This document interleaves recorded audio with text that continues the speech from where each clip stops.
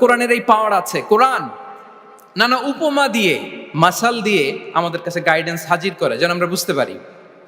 মাঝে মাঝে কনভারসেশন দিয়ে গাইডেন্স হাজির করে। আপনারা সাইয়েদনা ইব্রাহিম আলাইহিস সালামের ঘটনা জানেন। ওনাকে শিকল দিয়ে বেঁধে নমরুদের রয়্যাল প্যালেসে আনা হলো। নমরুদ বলল, ইব্রাহিম কাকে মানো? আল্লাহকে মানি। কোন আল্লাহ?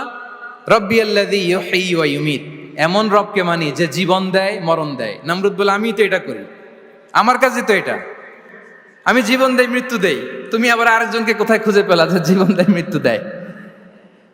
তো জেলখানা থেকে ফাঁসির দণ্ডপ্রাপ্ত দুজন আসামিকে ডেকে আনা হলো।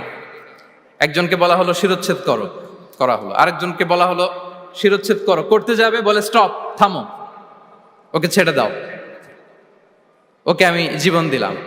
ইব্রাহিম দেখো, একজনকে জীবন দিলাম, একজনকে মৃত্যু দিলাম।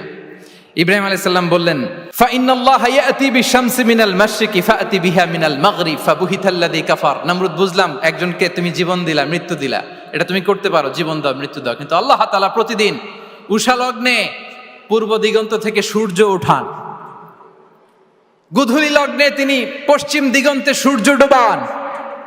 নমরুদ, তোমার যদি ক্ষমতা থাকে তুমি সূর্যকে পশ্চিম দিক থেকে উঠিয়ে পূর্ব দিকে একটু নামাও। ফাবুহিতাল্লাযী কাফার। নমরুদ সে স্পিচলেস হয়ে গিয়েছে, ডামস্ট্রাক হয়ে গিয়েছে, পারে নাই। সুবহানাল্লাহ বিহামদি। এই যে আমরা বিভিন্ন বইয়ে কনভারসেশন পড়ি, হেওয়ার পড়ি, এগুলো সব কোরআন থেকে কপি করা। সুবহানাল্লাহ বিহামদি। কোরআনে এরকম কনভারসেশনের মাধ্যমে আমাদেরকে শিখিয়েছে, ঐতিহাসিক ঘটনার মাধ্যমে আমাদেরকে শিখিয়েছে।